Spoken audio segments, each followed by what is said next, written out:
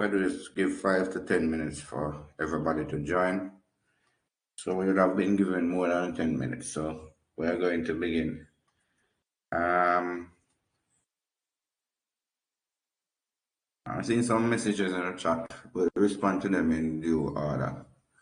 Uh, last last class we were looking at simple interest versus compound interest, and you were given a question to complete for homework. So what we're going to do is briefly look on that. Point to note though. How do I put this? How do I say this? Uh, for some of you who would have been here since me, you would have noticed that there's quite a number of new persons joining the class. So don't be alarmed, all right? With that reality on the ground. What will happen is that as we navigate the remainder of the syllabus, the City and Guild syllabus, what you'll find is that we'll be revisiting some of the concepts that you would have already covered. All right. So when that do happens, just know that I'm aware that you would have covered some things already. But for the benefit of everybody, as we navigate the remainder of the syllabus, there are some things which we'll have to touch back on. All right. So don't complain as I say, but so before you did go through some of them something already. It's for the benefit of the new persons, all right? So with that said, we are going to just quickly look at the homework, and then we have two general topics to dissect, after which we're going to complete some questions regarding those two topics, all right? So let me bring up that homework that we got to do.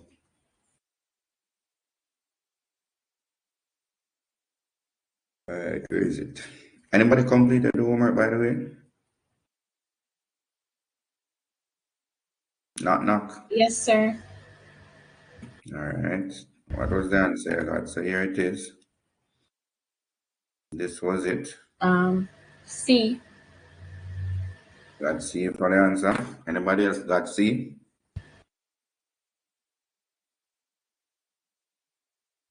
Anybody else got C? Only one person attempted it. Yes, sir. Got C for the answer as well. Got C. All right. How challenging what was it to work out? Did it take some amount of time to work it out without a calculator? It did. So that's why, if you remember last week, I said, even though we don't tell, even if we can't explicitly say that it will definitely be compound or it will definitely be simple. What is known for sure is that you will get a simple interest question or a compound interest question. But I have been saying I would prefer if the interest question this year, which is next academic, well, when we say this year, we're in an academic year now, but you'll be doing the exam next year. So when you sit your exam, I'm hoping that it is a simple interest question you get. But there are times when the compound interest question takes a little time. But whichever one they present, you should be able to attack it. All right, so let's look at this question. A man invests $10,000. So this amount is important in a savings account. The bank pays compound interest, and notice compound is in bold. So the bank pay compound interest on accounts. It pay interest into the account at the end of each year. And this is how they compound the interest. Savings account, 2.5% interest per year. But remember that interest is not simple, it is compounded. Now, they went on to say the man does not take any money out. What is the balance after the bank has paid two interest payments? So how much is in the man account altogether now? They're not just asking you for the interest amount, but how much is in the bank? all together. So 2 persons who completed the homework say C. So we're going to test that now and see if we get C as well. All right, so we know that the interest amount is 2.5%. So that 2.5, if we represent it as a fraction, is 2.5 out of 100. The ones that we looked at last class, percentages were always whole number. Now we are seeing that the percent can be a decimal. So it's 2.5 upon 100 times your principal amount. And your principal is the amount that you invested, the original amount. So you invested, that man invested 10,000. So times 10,000. And this 10,000 has an invisible denominator of 1. We now look diagonally and we realize that there's something that we can reduce. 100 have 2 0 at the end, 10,000 has 4, so we can reduce 2 on each. So reduce, or we could say 100 into itself is 1 time, 100 into 10,000 is 100 times. So we are left with 2.5 times 100. Tell me if you agree with that. All upon 1 times 1. You agree with that? Yes, sir.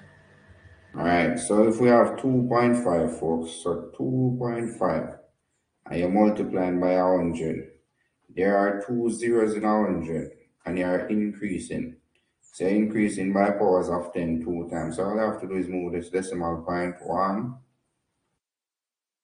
2. Do you agree with that?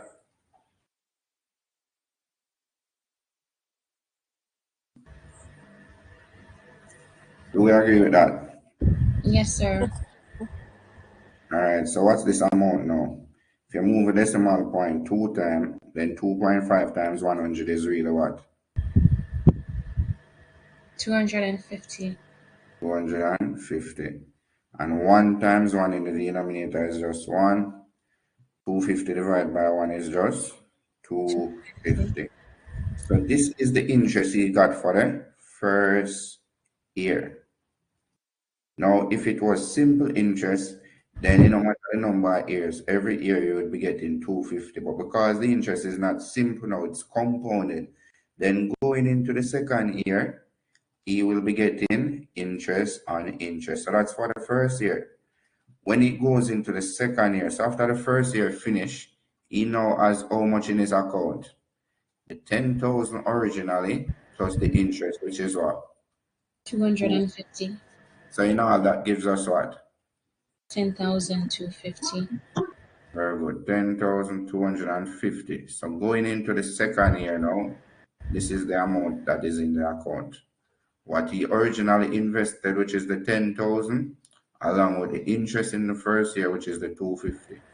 So the 2.5% is no longer of 10,000 because it's not simple interest, but of 10,250. But point to note, if after the first year, so if after the first year finish, he has 10,250 in his account. Let's say, boy, you realize that this question take you long to work out and you want to do some elimination. You know it couldn't be what? 10,250 because it's how many years? Two, after 2 Years. payments. That's all. So if it's 10,250, sorry, that would have been 1 year. So we know that A couldn't be the answer. Now, because it's not simple interest, then in the second year, we know the interest will be a little more than 250. But 250 plus 250 give you what? 10,500. Oh, 500. They give you 500. So in the second year, it has to be a little more than the 10,500. You see that? This 10,500 would be the amount if the interest was simple interest. But the interest is compounded. So we can X out that, we can eliminate that as well. And tell me something, if you only get 250 in the first year, you think you could have, the amount of interest we get in the second year could have reached 15,000? No, sir. No, couldn't reach that. All right, so if you eliminate 3 and you realize one left, then more than likely it is that one. But let's work towards that answer. So for the second year, we are finding 2.5% of the 10,250. So let's go now. We look diagonally here. We have a 0 ending 10,250. We have a 0 ending 100. Or you could say 10 into 100 goes 10 times. 10 into 10,250 goes 1,025 times. Can we reduce any further? What's common between 10 and 1,025? Anybody? What could we use? I want to know. 5. 5, very good. So 5 into 10 goes what? 2 times, that's all. Right. And you want to decipher 5 into 10 to 1,025. So you could say, all right, 5 into 10 is what? 2. 2. And then 5 into 2 goes what? Follow me now. 5 into 10 goes 2 times, but we have to use this 2. Picture you doing long division. 5 into 2. Can 5 go into 2? No, sir. But you have to put a digit there to represent that. And so 5 can't go into 2 no time. What digit would you use to represent no time? 0. 0. And then you treat this number now as 25. 5 into 25. 5.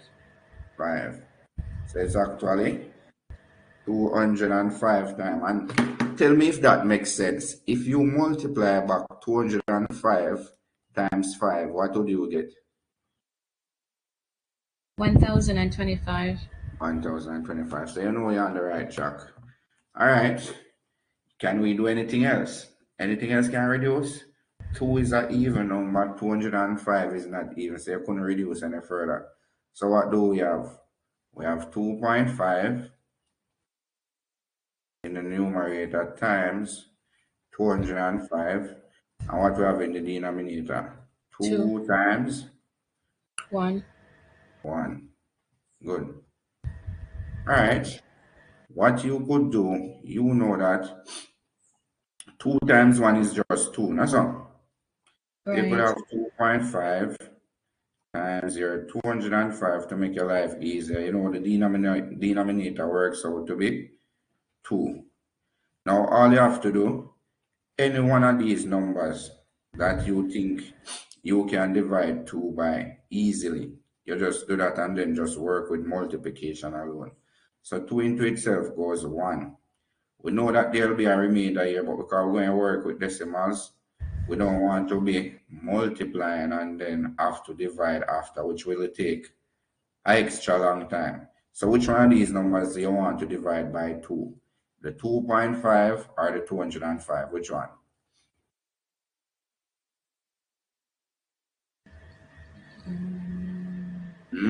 Talk to me. All right, let's do the 205. If you put 2 into 205, say you have $205 and you want to share it between 2 persons equally, how much each person must get?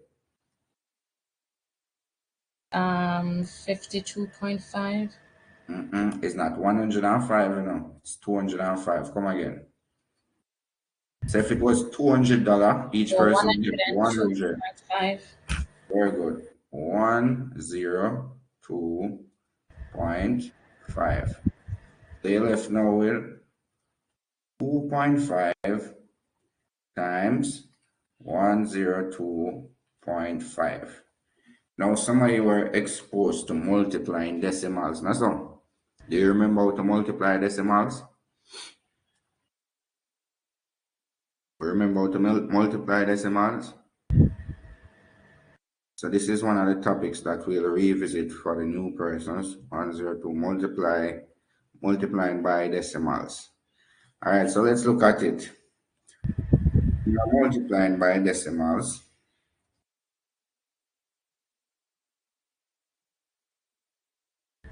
We are going to treat the decimals as if there was no decimal point, but we're going to make note of it.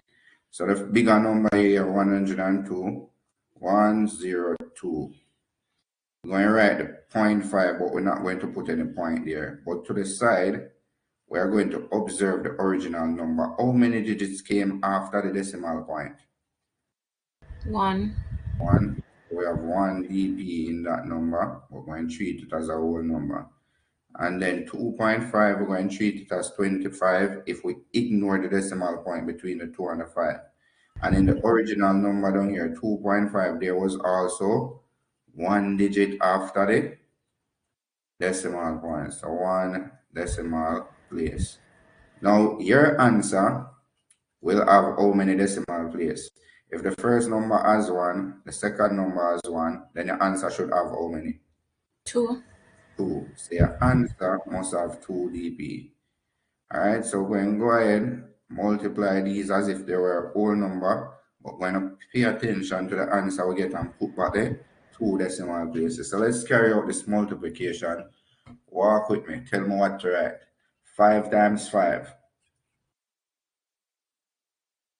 Come now, we're multiplying. 5 25. 5, 25. Do we write 25? I will put down 5 And and carry the 2. carry the 2. Good.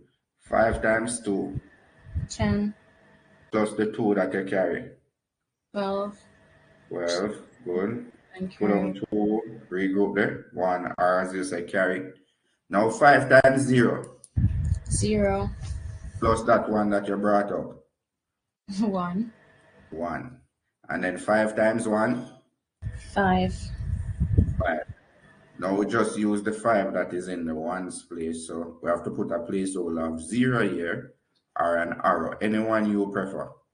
And then we're going to start at the tens place. So now 2 times 5 give us what? 10. So you put on the 0, you're going to carry the 1. Point to note, after you finish with these numbers that you carry, you can draw a line through it so it don't confuse you. You don't use them more than once. So let's go 2 times 5, 10. Put down 0, carry 1. 1. Then 2 times 2 4. plus that 1 that you carry. 5. 5. 2 times 0 0. and then 2 times 1, 2. 2. Now we're going to add these now. Multiplication is repeated addition, so we add these. All right, tell me now, 5 plus nothing. 5 here plus nothing gives us what? 5. 5. Mm-hmm. 2 plus nothing. 2 plus 0. 2. 2. 1 plus 5. 6. 6. 5 plus nothing. 5. 5. And 2 plus nothing is 2. 2. Now, we cannot be misled. This number as it is 25,625. But there's no way you could multiply 2.5 times 102 and get so much. So that's why we must remember that what? Our answer must have what? 2 decimal places. 2 decimal places. So where do we put that? We're going to move from the right 1, 2 times. So the answer is really what? The value is really what? 256.25. Very good. 256.25. And we deal with money. So this is dollars and cents. All right. So this is the interest the man get in the second year. After the first year elapsed, this is what he had in his account, 10,250.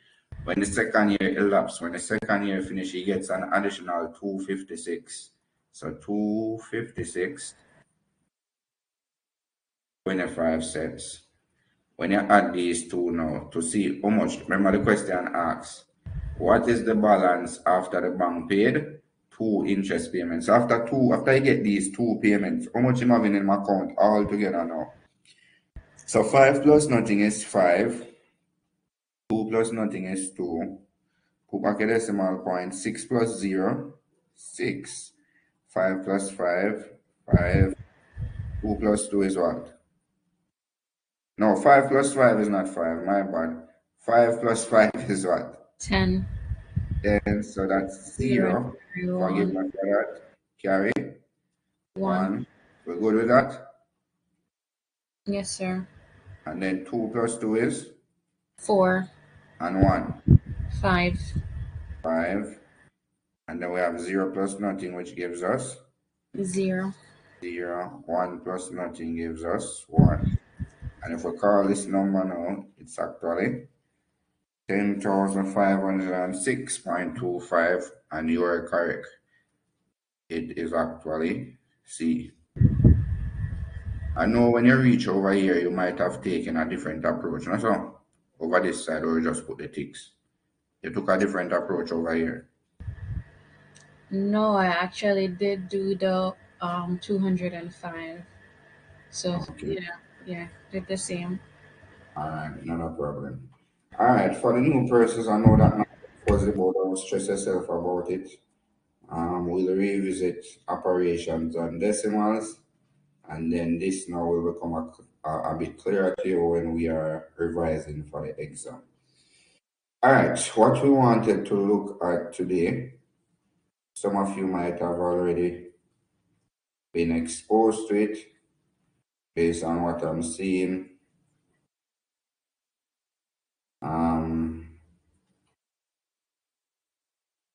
On your list of completed topics. All right, so we're going to look at two things today. First, we're going to look at index form.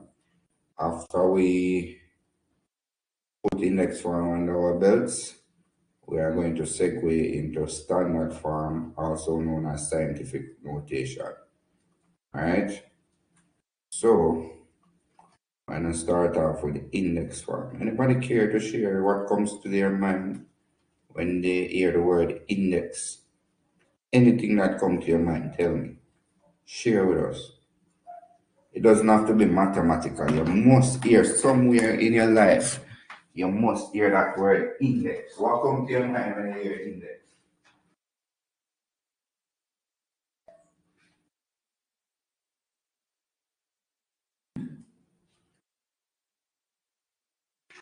Anybody?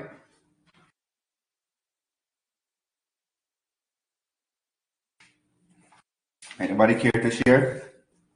What comes to your mind when you hear the word index? Does the word index ring a bell?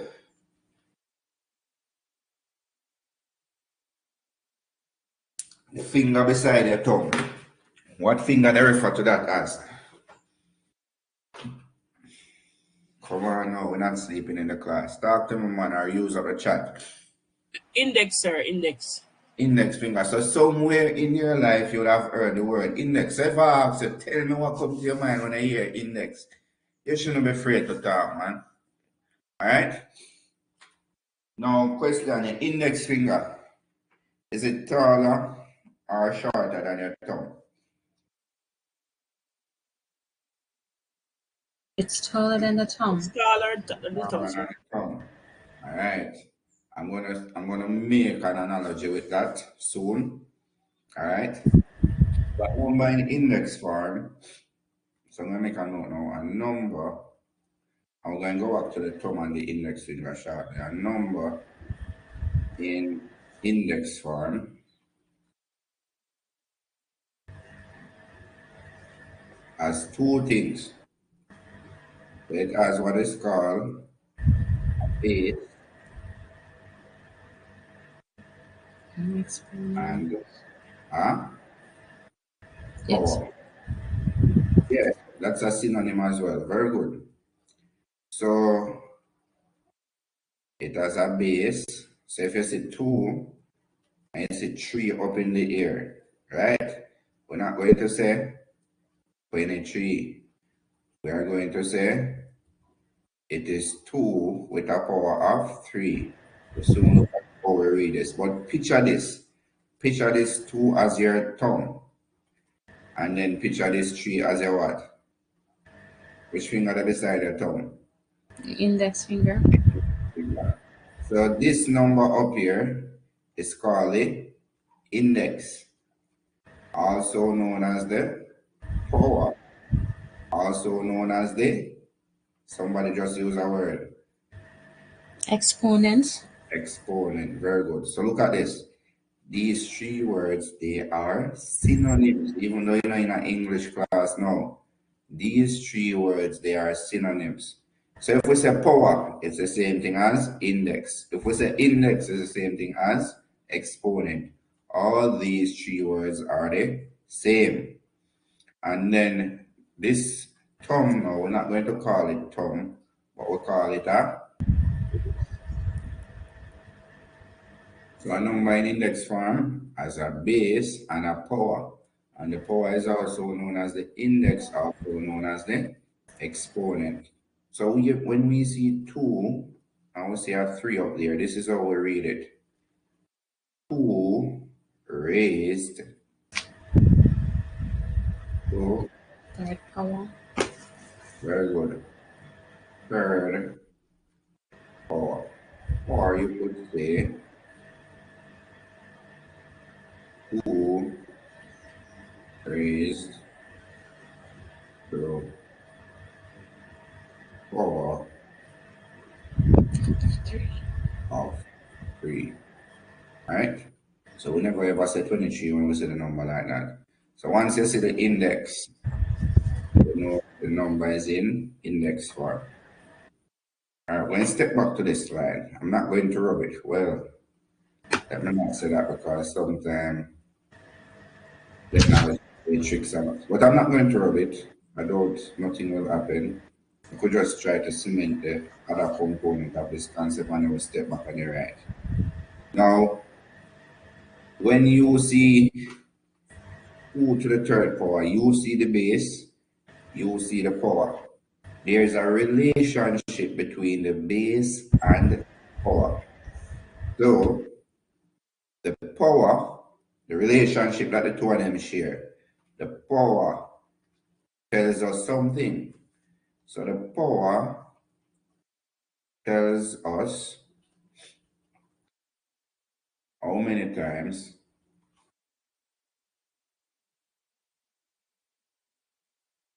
to multiply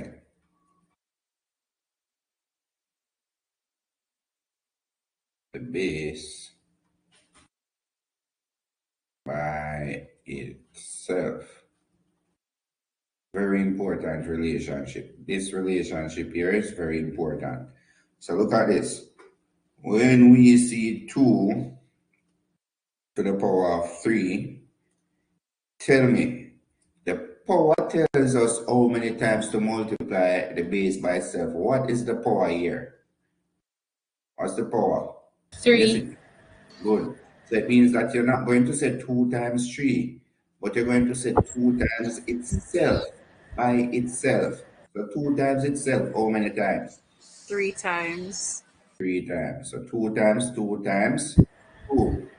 Now, when we are dealing with numbers in index form, our brains tend to play tricks on us. So our brain and our eyes gonna say 2, 3 times.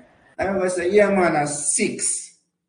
And then when you go in the exam, one of the options you have to choose from is 6.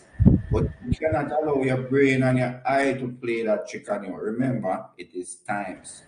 So can't be quick and jump into the 6 and say, yeah man, we get the question right in the exam now.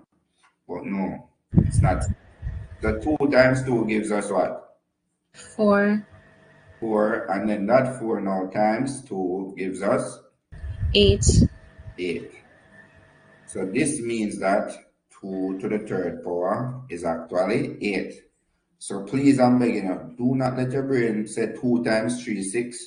Or when you write it out, your brain said 2 plus 2 plus 2. You're not adding. All right? You're actually multiplying. So tell me what happens here now. If you have 6 to the power of 2, what's the base? What's the power? The power is 2, the base is 6. All right, so what you're going to do with the base, you're going to multiply it by itself how many times? 2 times. 2 times. So that gives us 6 times 6, and 6 times 6 is not 12. 6 times 6 is what? 36. 36. Please, it is a guarantee that between question 1 to 10, you will get a number in index form. When you go in the exam, and remember, I'm encouraging you all to sit stage 3, right? So school offers stage 2 and stage 3, but I'm encouraging you all to do stage 3. Please. Best stage I can do. That's the best stage I can do. And I'm saying on the stage 3 paper, between numbers 1 to 10, you will get one of these to evaluate. And this question is like it's a plus mark. You can get this mark, so don't mess up on it. All right, look at this one. Tell me what's happening. 5 to the power of 3. What happens there?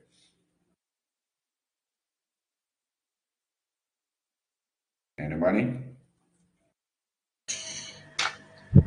You're multiplying 5 3 times. All right, so multiplying 5 by itself 3 times. So all you really have to do is look at what is the base, and then you look up and see what's the power, and then you're going to multiply the base that amount of times by itself. So we're not going to say 3, 5, 15. It's 5 times 5 times 5. 5 times 5 gives us 25. 25, and then that 25 now times 5. 25 times 5. 125. 125. And look here, there's no shame in the game. If you can't do that mentally, nothing is wrong with you setting it out to be able to make it out. So set it out and then you make it out.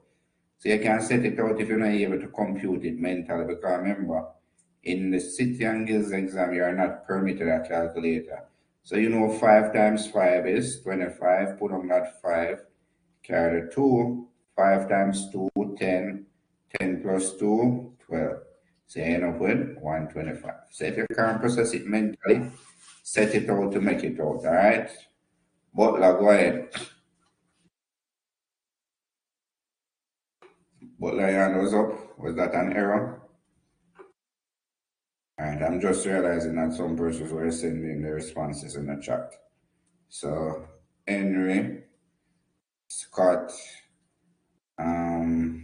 Walker, Henry again. All right, so I'm just seeing those in the chat. Sorry about that. All right, so I'm going to step back to the first line. When you finish writing, tell me. And then we're going to step back to the other slide. And then we proceed. So tell me once you're finished with this slide, we'll bring up the second slide. And once you're finished with that again, then we'll move on.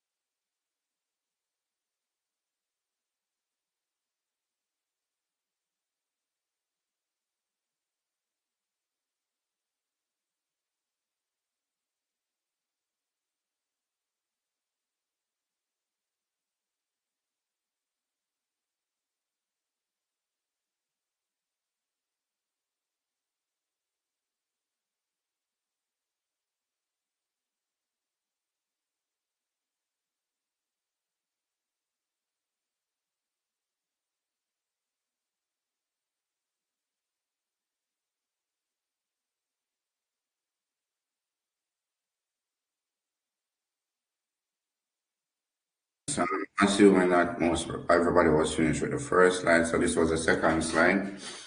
Once you're through with this, just indicate, please.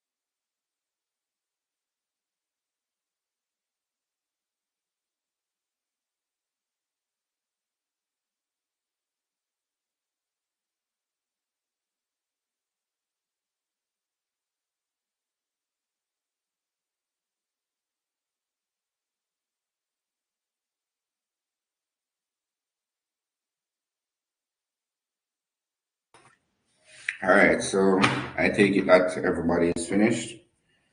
All right, so this is what's going to happen. You're going to get 5 minutes to write the exact value of these, and we are going to see what you make of them.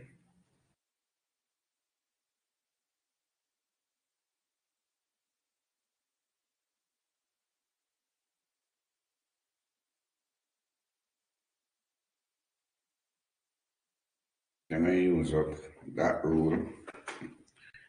1, 2, 3,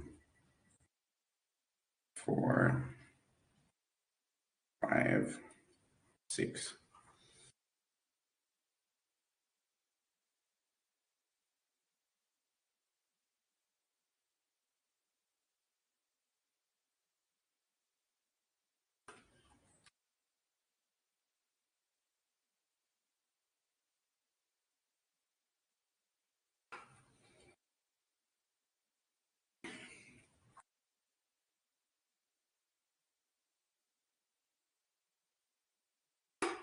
All right, so 5 minutes because it's six of them. I'm going to give 6 minutes, so 1 minute each. So evaluate these. Tell me what's the exact answer.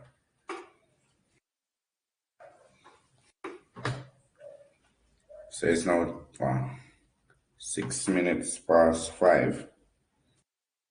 So 12 minutes past, you should be finished or before.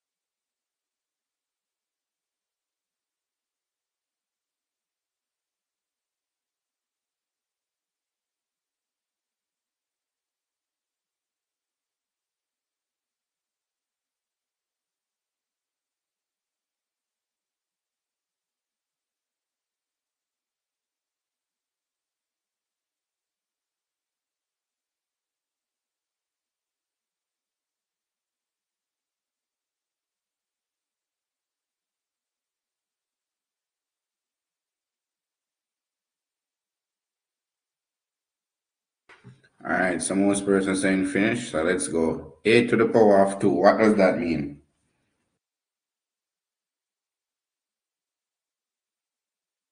It means, is it appropriate to open the mic, or we just don't like using the mic? All right, so as we're seeing it in the chat, 8 times 8, and 8 times 8 is 64. All right, very good. So get yourself a tick for that one. 10 to the power of 2, what 10 does that? multi 10 times 10, 10 times 10, 100. just 100. All right, very good. Tell me what you get for this one now. What's the answer you get for 2 to the 5th power? 32. 32. 32. All right, very good. So it is 2 to the power of 5. So that means 2 times 2 times 2 times 2 times 2. 1, 2, 3, 4, 5 times. So we can say 2 times 2 is what? 4. 4. And then 2 times 2 again is 4. 4. Then times another. Now 4 times 4 gives you what? 16. And then 16 times 2 gives us 32. 32. Or you can say it back way to 2 times 16, 32. Everybody clear on that one? I remember, if you're not clear on something, not because you hear everybody talking, you're not going to say, sir, I'm not clear, or class, I'm not clear. If you're not clear on something, speak. Sometimes when we're not clear and we get clarity, that's how we learn. All right, let's go. 10 to the power of 3. That means what? 10 10 times 10 times times 10, 10 times 10. All right, very good. 10 times 10 give us what?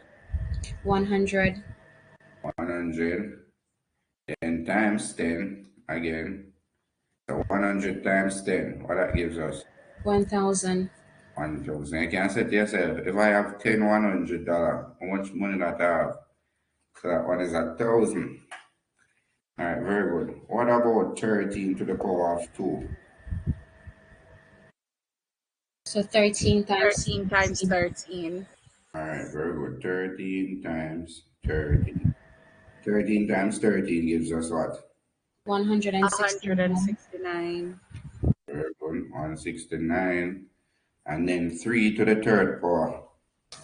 So 3 times 3 times 3. Great. 3 times 3 times 3. Now 3 times 3 gives us what? 9. 9. Very good. And then that 9 times 3 now gives 27. us 27. Everybody get everything right? Nobody had any challenge with none at all? All right. All right. Very good. All right. Point to note. When a number is in index form, so when I look at a special power now, power of 2. Now, when a number is in index form and it has a power of 2, it is said to be squared. So, if we see 3 to the second power, we know we can read it as, so this is read as 3 to power of 2. We could also read it as 3 to the second power. So we could read it as that as well. But we could also say, so introducing a new thing now, we could also say it is 3 squared. So we can also read this as 3 squared. So when a quantity is raised to the power of 2, we say that quantity is squared.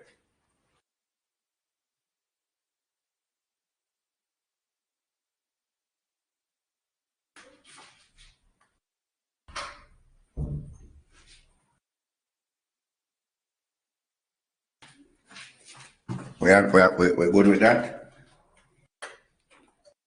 Yes, sir.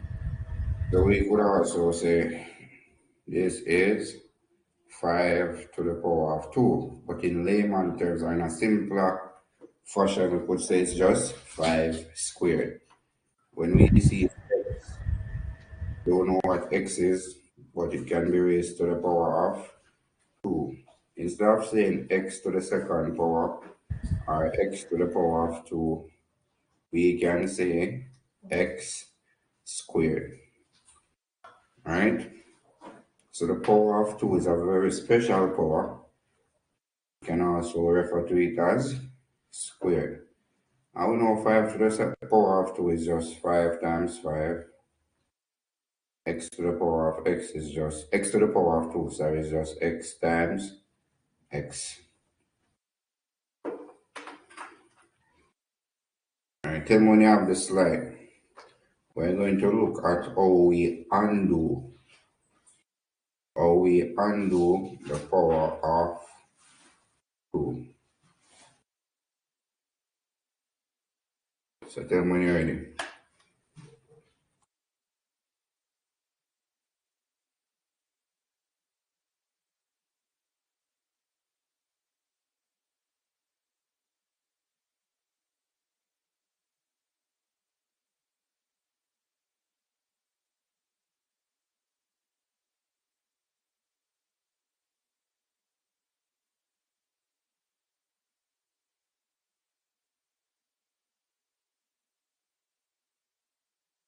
Alright, so we're seeing a lot of ready in the chat, so we're gonna go.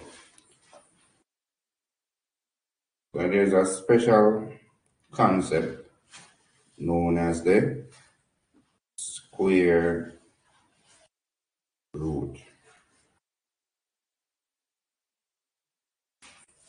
So when we see this symbol, it is totally different from the symbol here on the right. The symbol here on the right with the curve stand is a division, but with a straight, it is a square root. So this is the symbol for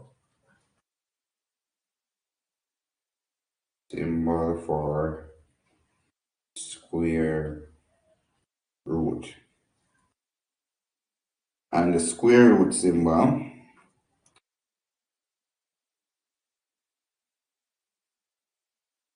alright, so this part that I'm going to expose you to down here, that I'm going to write something about the square root symbol.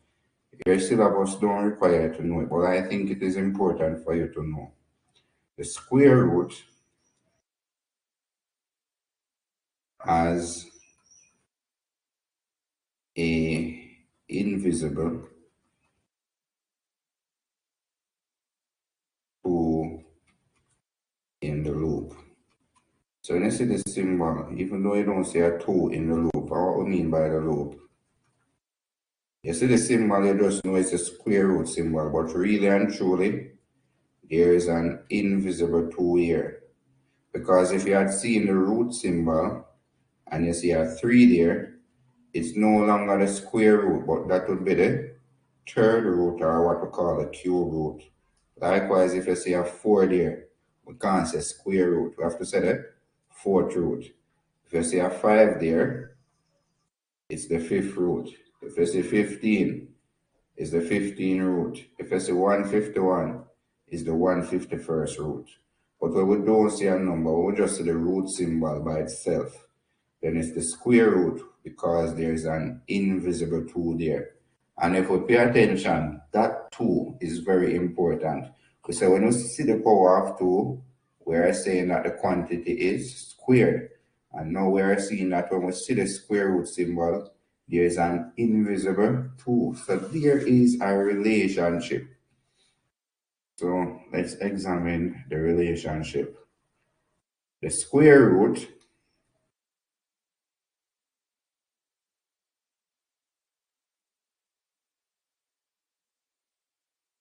when applied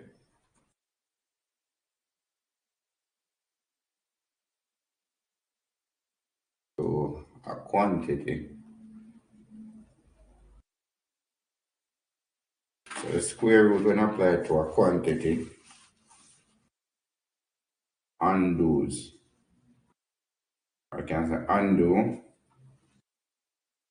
the power of 2. Now this word in it might look lengthy and say, what is Sir trying to say here? So we're going to look at what we really mean by this. What do we mean when we say the square root when applied to a quantity? That quantity could be a number, it could be a variable, it could be anything. But once it's applied to a quantity, then it undoes the power of 2. So tell me when you're ready. Tell me when we can move on this slide and look at what this really means.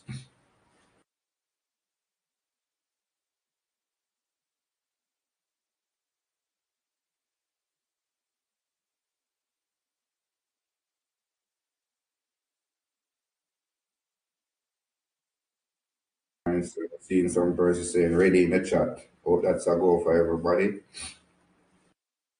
So let's go with that. So we see this number 9. When we see it by itself, nothing attached, it's just 9. But when we see the square root symbol above it, then we read this as the square root of 9. Now this is really asking us a question. We could leave it as just the square root of 9. But the square root of 9 as a value. If you should take up a calculator and press this symbol, the square root, and then put 9, then press equal, then it will give you a particular output. Now we say the square root is us undoing the power of 2. So what we are going to really ask ourselves, this 9, which quantity did we raise to the power of 2 to get it? What number, in essence, what number can you multiply by itself to get 9? 3. 3.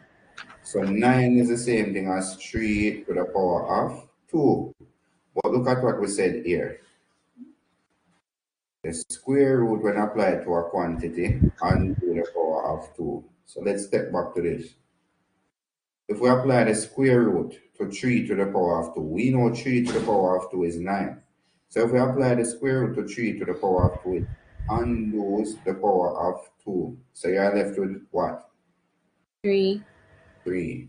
So the square root of 9 is 3. So really, when you want the square root of a number, you have to ask yourself, which number you multiply to get that number that is under the square root. So let me see what you think about this one. If you see the square root of 4, the question that you need to ask yourself is what? What number you multiply by itself to get? 4. And that number is what? 2. 2. All right, let me test it again. So really and truly, what if you should put this in a calculator and you're wondering, how the calculator give you an output or give you a result of 2? What really happened is that it was 2 raised to the power of 2, and the square root cancels or undo the power of 2. So you're left with this 2, which is the base. Tell me what you think about. Tell me what you think about this one. Square root of 64. What are you going to ask yourself? What number you multiply by itself to get 64? The 8. time table now comes in handy. Very good. 8. Right. Let me see who is thinking now. If you should find the square root of 121. What would be the square root of 121? Somebody hand point. Somebody say 11. 11. Oh, Yeah, Butler said it in the chat first. Somebody say 11. All right. Let's see what was really thinking now. Think about this one before you answer. As simple as it look. Think about it. What would be the square root of 1?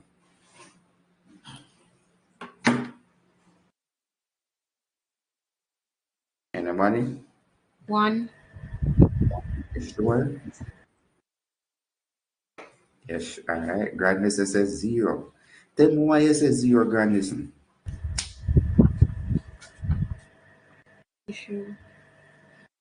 All right, so I'm seeing 4 persons saying 1 in the chat, but Grandison says 0. I'm curious as to why Grandison says 0.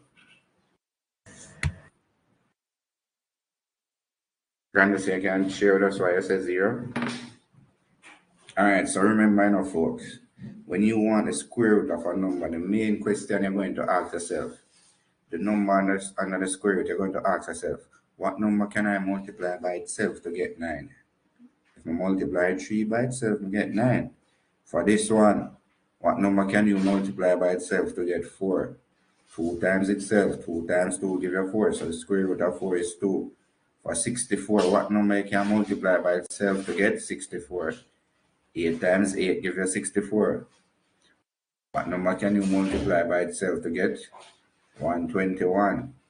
It is 11 times 11 give you 121. Now if I ask you what is the square root of 1, you could not say 0 because 0 times itself don't give you 1. 0 times itself give you what? 0. Remember the question that you're going to ask yourself is, what number can you multiply by itself to get 1? So many persons say 1, which is correct. Why is that so? 1 times 1 really give you back 1. 1 is the only number you can multiply, whole number you can multiply by itself to get back 1. Are we clear with that, Grandison? And who was it again? 2 persons said 0. Oh, it was Grandison trying to explain. So 0 multiplied by itself is 0, yeah.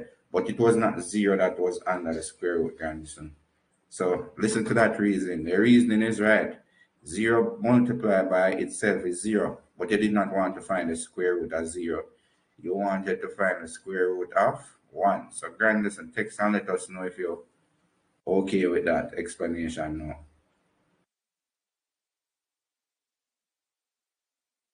All right, good.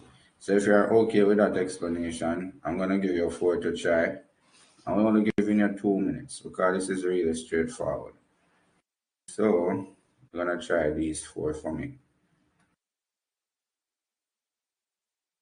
You're going to evaluate 1, 2, 3, 4.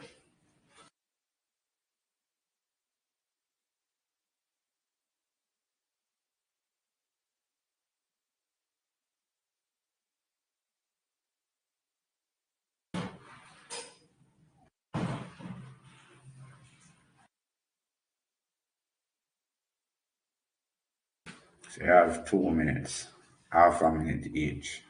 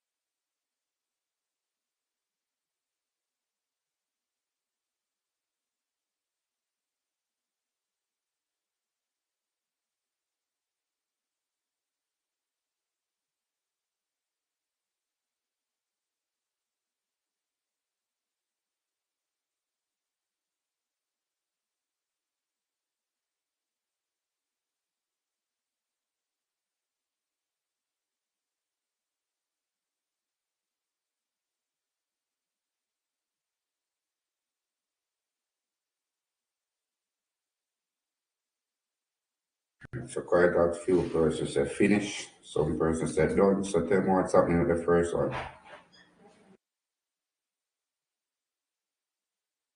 What's the first one? What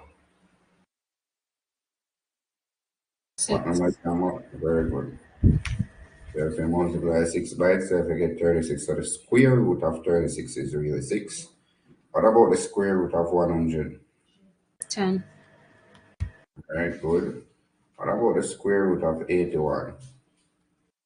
9. 9. 9 times itself gives us 81. Alright, what about the square root of 225? 15. Yes, sure. If you multiply Yes. 15 by itself, you get 225. Yes, sir. Sure. Yes, sir. Yeah, 15 and 15 are 30. Okay. 15 and 15 are 30.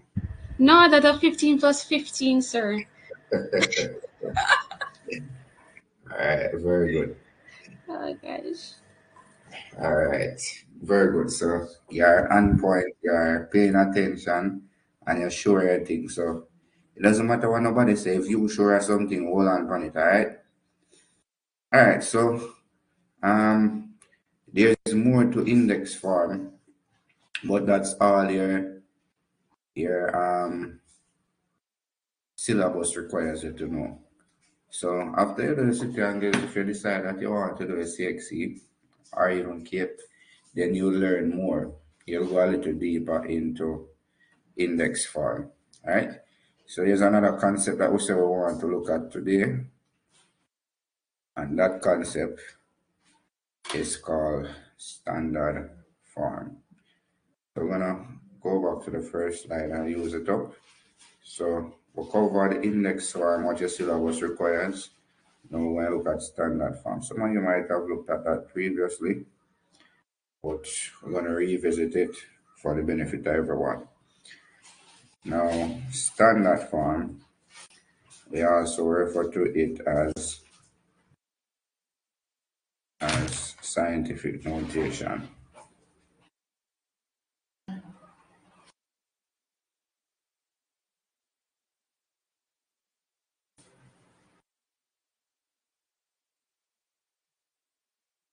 So standard form, refer to it as scientific notation. I want everybody to be awake. I want everybody to just stop the writing, look on the screen. I'm going to do a little activity. It will not take more than a minute or two. So just pause the writing for a bit, look up on your screen. I'm going to talk to me now. I need you to open your mic and talk to me.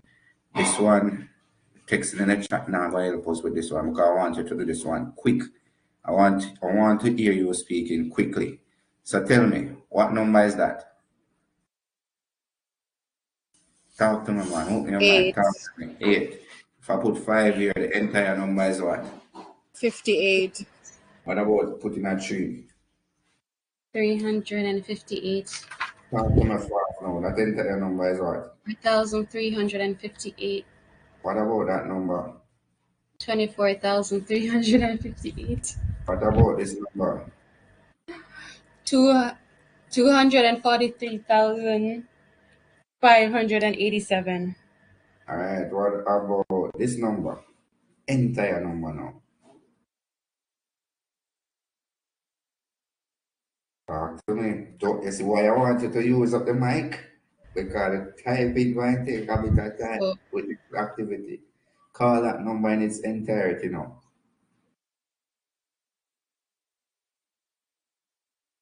Alright, look at this. If we take off the 9, you just tell me that it's what? You just told me that this is 200. 243,587. If we put another digit and there is no point, call that number now. So after 100,000 comes what? So 2,435,879. Right, excellent. Do we agree with that? We agree yes. with that? All right. Now you're going to tell me this number in its entirety. All right, calm down. Don't be Tell me that ridiculous. number. Tell me that number now. Who's got to give it a try?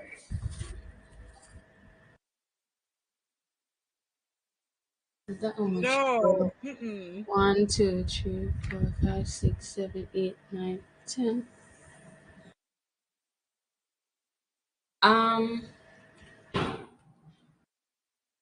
Alright, so 2 million But you or can't say 2 million. If it so was, we have if to it, raise it to the we have to we can't call out all of that. We have to cancel the no, when you zeros want and you call it, when want you call I everything, can't call that. when want you call everything, you can't call it. No sir. You can call it. 2 trillion four. Hey, all right, nobody can cross it. Not even me. All right, so somebody go ahead. Somebody was hinting on something, calling it another way, which is what we want to get at. It So was it's two right. million 435,879 raised to the 10th power. But you can't just say raise to the 10 power. You have to multiply it by something first. Oh, are we gonna multiply this by like 10, sir? 100 or 1,000? A You should. thousand? Because it's a lot of zeros. So I Alright, can. but if I should call this number, I would say it is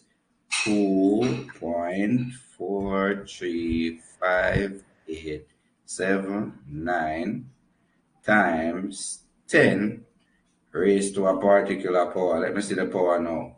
1, 2, 3, 4, 5, 6, 7, 8, Mm, 9, 10, 11, 12, 13, 14, 15, 16 16. times 10 to the 16 power. So, all right, good job, good attempt though. We're going to carry this into the other concept that we're looking at. But I was saying it look like billions. I wish I had that amount of money in my bank account. No, I could be relaxing. All right, so standard form, also known as scientific notation. So these are two synonym phrases. It is a way, it is a way to write, it is a way to write large or small numbers, or sorry, give me a minute, folks, please.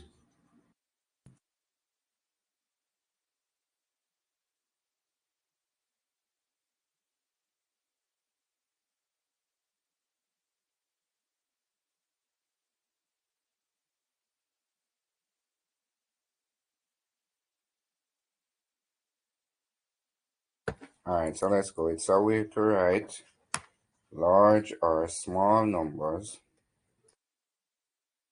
in two parts. How many parts? This Two part is important. parts. Two parts. So the first part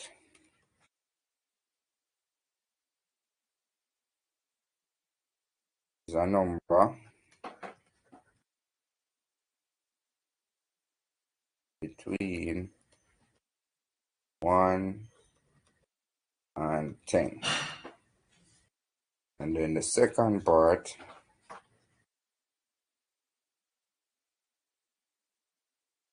is times 10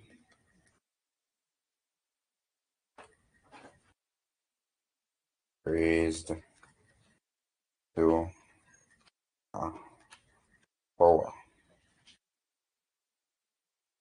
It can be times 10 raised to a positive power times 10. So n is any number, right? Any whole number. Or it could be a negative power.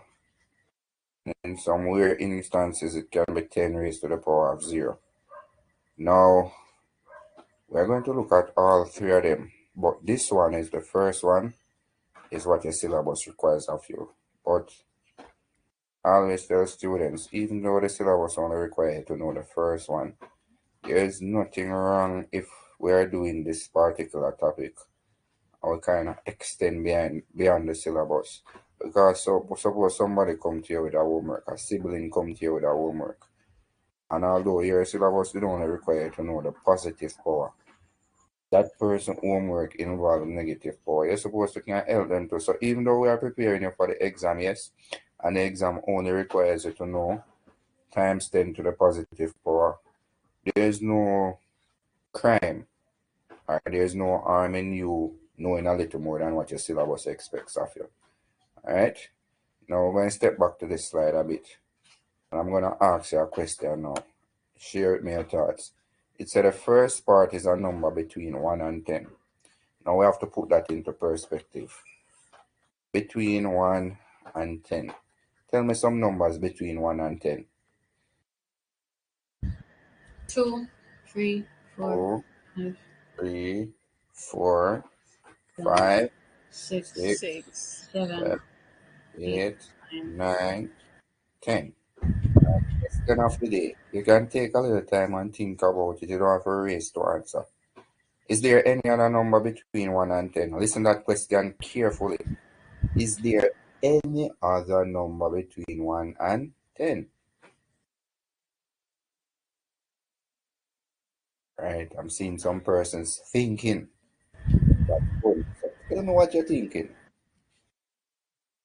1.5, 2.5. I don't know. Very good. So there are some other numbers between 1 and 10. So you could have 2.5, which is the same thing as 2.5. You could have 1.7. Somebody give me another one. Point. 5.4, 5.5. 5.4, 7.5317. So the question that was asked, is important for us to listen when persons ask question. The question never said, tell me the whole numbers between 1 and 10. It just said, tell me some numbers between 1 and 10. So whether it's whole numbers or decimal numbers, it doesn't matter. Alright? So in addition to the whole numbers that we are accustomed to, there are some decimals that are also between 1 and 10. And how do you know if that decimal number is between 1 and 10? The first part of the decimal is the whole number. So if the whole number is between 1 and 10, then the entire decimal is between 1 and 10. So the whole number here is 1. So 1 point anything will be between 1 and 10. 2 point anything will be between 1 and 10. So it could be 2.5, 2.57, 2.579. It doesn't matter what comes after the decimal point. The fact is, it's just 2 that is acting as the whole here. Alright? With that? Yes, sir. Alright, so you're going to make a note of this right here. Tell me when you have it, and we'll look at what we really mean by this.